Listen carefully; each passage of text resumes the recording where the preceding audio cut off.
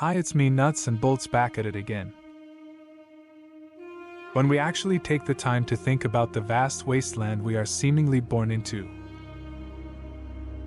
we realize how precious things like life, virtues, and energy truly are. If we never question anything, we will always know nothing, and in order to know everything, we simply have to question everything.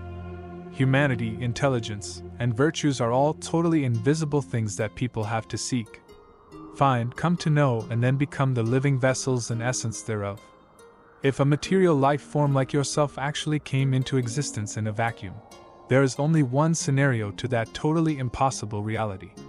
And that is, some outside alien energy or influence has to be able to withstand a trip into nothingness and absolute zero like this vacuum is, and then create something out of all the dust, ash, bacteria, molds, and whatnot already floating in that dimension of absolute nothingness. The scientific reality of a vacuum creating photosynthetic life on its own is 100% impossible. Let alone present perfect, timeless, nutty-ass space cadet poetry. And yet giving mankind the ability and chance in hell, or absolute nothingness if you prefer, to learn, grow, and become an intelligent and virtuous character does indeed exist. So logically, either there really and truly is a prime mover or God that lent energy and intelligence to build this place, or it is totally impossible for you and this place to truly exist. Yes, simple lightning bolts, Papa Zeus's most powerful ally, are the things that carry galactic, interstellar, and intergalactic rays down to Earth, along with all the cosmic radiant disintegration which fuels this photosynthetic holographic existence. Before there ever were gardens east and west, or actual vessels to consume all the food for thought they contained, there was a mentality and a motive to their creation. It is always thought that provokes action, and nothing is only one-dimensional, or just haphazardly happens. Hi, I sure hope you remember me, Acorny. I am that little Homer-grown nut, which spawned all that high-ass space cadet poetry. Now you may question, are my creations the Bible, Iliad, and Odyssey? Gardens east and west, ancient myths and stories, with absolutely no connection or relevance to present-day life, and if there really is a prime mover or not?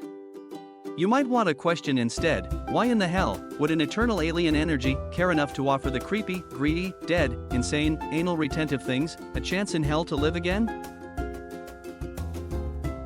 And just how in the hell is that possible without some kind of alien, subatomic intervention?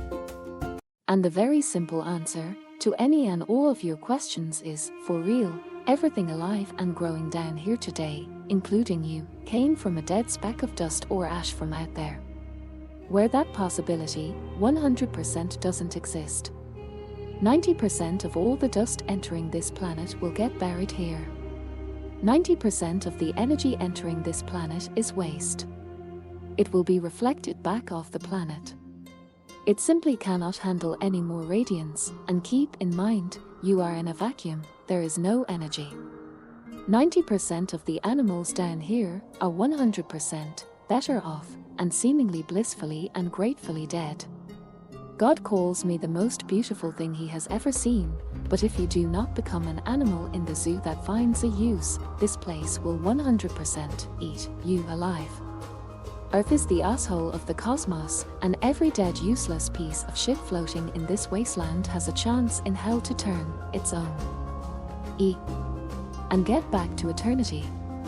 Your population is pushing 8 billion vessels, capable of retaining intelligence. That means there are 80,000 souls right this second on the face of the planet, who are actually close to generating a sign and a soul, and completing the human race and Olympian marathon. Whom 100% didn't have that chance yesterday, and probably won't ever get it again. For the rest of the 7.9 billion dumb arses down here that thinks life just haphazardly and miraculously happens, and that you have no responsibility to it, you owe it to yourself to at least get to know the algae, acid, and arlevine, serpentine relationships. Because this place builds qubit estates that can trap and hold or process energy and light forever. But for real, it is the gourds and souls that glow that will seek out just what is possible in that golden western sky over the rainbow. Unfortunately, you will have to do that in anal retentive, stupid, insane, violent, four-letter word world that is totally irrational, improbable, and scientifically impossible. You can purchase God's new book, Northwest of Norca, at northwestnorca.com. The only two things that I can promise is that you will learn a lot and that it will be totally nuts.